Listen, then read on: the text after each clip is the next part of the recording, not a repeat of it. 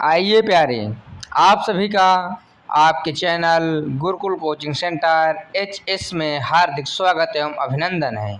आज हम हिंदी के प्रमुख बहुविकल्पीय प्रश्नों के साथ उपस्थित हुए हैं जो आपके लिए बहुत ही उपयोगी होंगे और इसको यदि आप नहीं जानते हैं तो आपका हिंदी पढ़ना भी लगभग बेकार है। तो आज से जान भी जाइए और अधिकतर प्रश्न आप जानेंगे, इसको समझकर आप पढ़िए, धैर्य बनाकर वीडियो देखिए। पहला प्रश्न है, हिंदी भाषा किस लिपि में लिखी जाती है? का ब्राह्मी में, खा गुरुमुखी में, गा देवनागरी में या घा खरोष्टी में?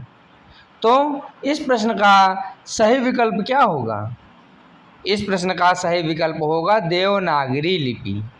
हिंदी भाषा देवनागरी लिपि में लिखी जाती है। प्रश्न दूसरा, भारत की राजभाषा क्या है? का उर्दू है, खा हिंदी है, गा अंग्रेजी है या घा संस्कृत है? ये तो बहुत ही आसान प्रश्न है, आप लोग कमेंट के माध्यम से भी कमेंट कर सकते हैं। भारत की राजभाषा क्या है? तो भारत की राजभाषा हम और आप सभी लोग जानते हैं कि इस देश की राजभाषा हिंदी है। इस प्रश्न का खा ऑप्शन सही होगा। खा विकल्प बिल्कुल सही हो जाएगा, हिंदी। इस वीडियो का प्रश्न तीसरा, हिंदी दिवस कब मनाया जाता है? बताइए प्यारे। का 14 सितंबर, खा 14 अक्टूबर, गा 14 नवंबर या घा 14 दिसंबर? इन चारों विकल्पों में कौन सही विकल्प होगा? इन चारों विकल्पों में सही विकल्प होगा का 14 सितंबर। हिंदी दिवस अपने देश में 14 सितंबर को मनाया जाता है। अगला प्रश्न, हिंदी वर्णमाला में कुल कितने स्वर होते हैं?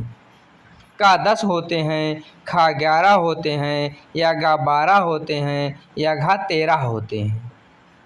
तो चारों विकल्पों में से एक विकल्प का हमको चयन करना होता है। तो देखिए 10, 11, 12, 13 चार विकल्प आपके सामने दिया हुआ है। अब इसमें आप बताइए कि स्वर कितने होते हैं? अंग और आह कौन से क्या होते हैं? इनको स्वर में गिना नहीं जाता, तो ये हो जाते हैं अयोगवाह। तो स्वर हमारे बचते हैं 11। इस प्रश्न का सही विकल्प होगा खा 11। अगला प्रश्न है, भाषा की सबसे छोटी इकाई कौन सी है? का शब्द है, खा व्यंजन है, गा वर्ण है या घा वाक्य है? तो भाषा की सबसे छोटी इकाई होती है वर्ण। न शब्द होता है, न व्यंजन होता है, न वाक्य होता है। वर्ण से शब्द का निर्माण होता है और शब्दों से वाक्य का निर्माण होता है ना। तो इस प्रश्न का सही विकल्प हो जाएगा गा वर्ण। वर्ण ही इस प्रश्न का राइट आंसर होगा। अगला प्रश्न, रामचरितमानस के रचयिता कौन है? का सूरदास हैं, खा कबीरदास हैं, गा तुलसीदास हैं या घा वाल्मीकि हैं? तो रामचरितमानस के रचयिता हैं तुलसीदास, गोस्वामी श्री तुलसीदास, जो कवियों के महाकवि हुए। यही इस प्रश्न का राइट आंसर होगा, गा तुलसीदास, तुलसीदास चित्रकूट। अगला प्रश्न साहित्य से आ गया। प्रश्न सातवां, कामायनी के रचनाकार कौन हैं? चार विकल्प है। का जयशंकर प्रसाद हैं, खा सूर्यकांत त्रिपाठी निराला जी हैं, गा महादेवी वर्मा हैं, घा सुमित्रा नंदन पंत हैं? तो इस प्रश्न का राइट आंसर होगा का जयशंकर प्रसाद। कामायनी के रचनाकार जयशंकर प्रसाद हैं। महादेवी की एक प्रसिद्ध रचना आप कमेंट करिए, क्या नाम है? अगला प्रश्न, यमुना का पर्यायवाची शब्द क्या है? भागीरथी है, कालिंदी है, देवपगा है या घा सरिता है? तो ये भी बिल्कुल आसान क्वेश्चन है। यमुना का पर्यायवाची शब्द होता है कालिंदी। कालिंदी ही इस प्रश्न का राइट आंसर होगा और इसमें सही का टिक लग जाएगा। Tick of the correct option Kalindi. अगला प्रश्न 9वां, आकाश का विलोम शब्द क्या है? का पाताल है, खा धरती है, गा अंबर है या घा गगन है। 4 विकल्प दिया गया है, चारों विकल्पों में से एक चुनना होता है। आकाश का विलोम हो जाएगा पाताल। इस प्रश्न का सही विकल्प होगा का पाताल। पाताल ही इस प्रश्न का सही विकल्प है। अगला प्रश्न है, भाषा की सबसे छोटी इकाई क्या कहलाती है? फिर वही प्रश्न आ गया है। शब्द कहलाती है, व्यंजन कहलाती है, स्वर कहलाती है या वर्ण कहलाती है? अब आप बताइए कि क्या कहलाती है। अगला प्रश्न आपके समक्ष है। अब भाषा की सबसे छोटी इकाई को कहा जाता है वर्ण। वर्ण की परिभाषा क्या होती है कि भाषा की सबसे छोटी सी छोटी इकाई वर्ण कहलाती है। ये वर्ण में स्वर और व्यंजन दोनों होते हैं। वर्ण के भेद कोई पूछे कितने बताओगे? 2, स्वर और व्यंजन। तो इस प्रश्न का राइट आंसर घा वर्ण। अगला प्रश्न है, वर्णमाला में कुल कितने वर्ण होते हैं? का 11 होते हैं, खा 13 होते हैं, गा 33 होते हैं या घा 52 होते हैं? तो वर्णमाला में 11 स्वर होते हैं। गा जो 33 लिखा हुआ है ये व्यंजन होता है और घा नंबर हमारा इस प्रश्न का सही विकल्प होगा। 52 वर्ण होते हैं। वर्णमाला में कुल कितने वर्ण पूछे जाएं तो 52 में हमारा ऑप्शन टिक लगेगा। यही 52 हमारा ऑप्शन सही होगा।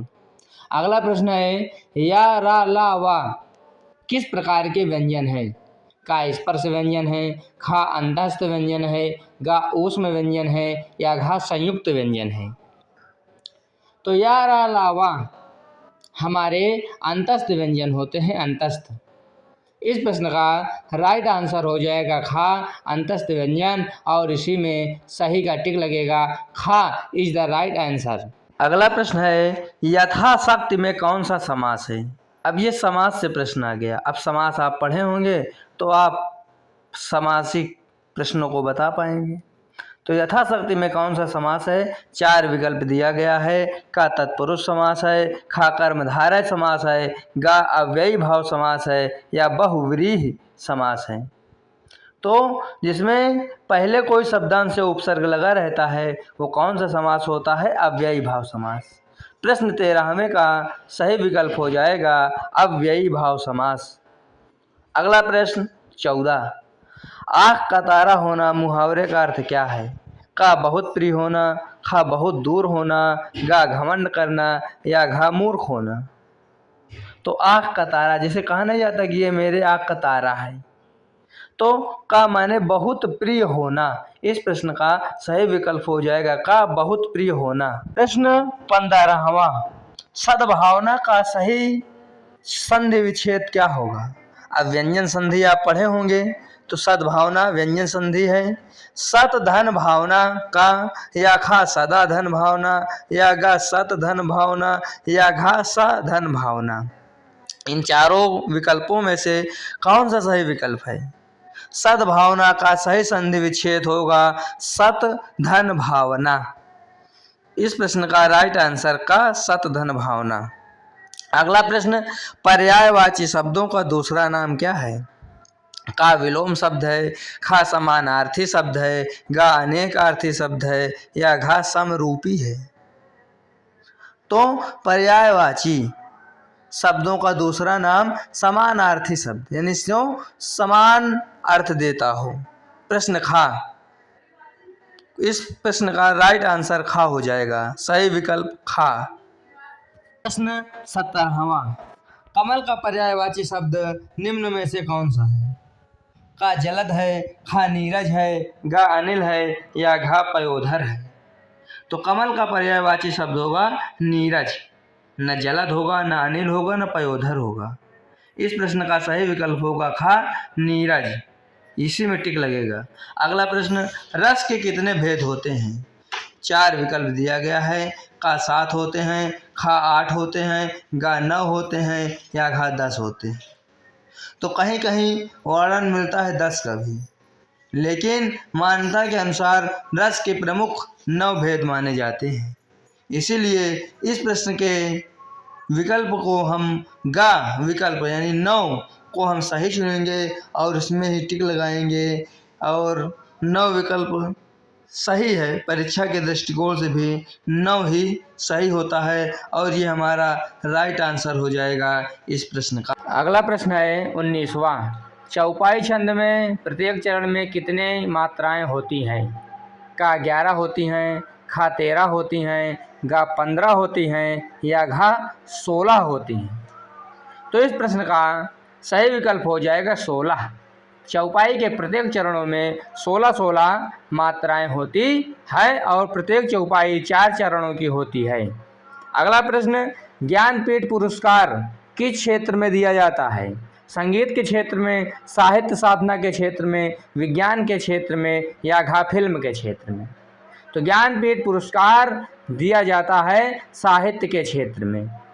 इस प्रश्न का राइट आंसर खा होगा। साहित्य के क्षेत्र में ज्ञानपीठ पुरस्कार दिया जाता है। इसी के साथ इस वीडियो की समाप्ति होती है। हम आशा करते हैं कि ये आपके लिए बहुत उपयोगी और अच्छी वीडियो साबित होगी। सब्सक्राइब करना न भूलें। धन्यवाद।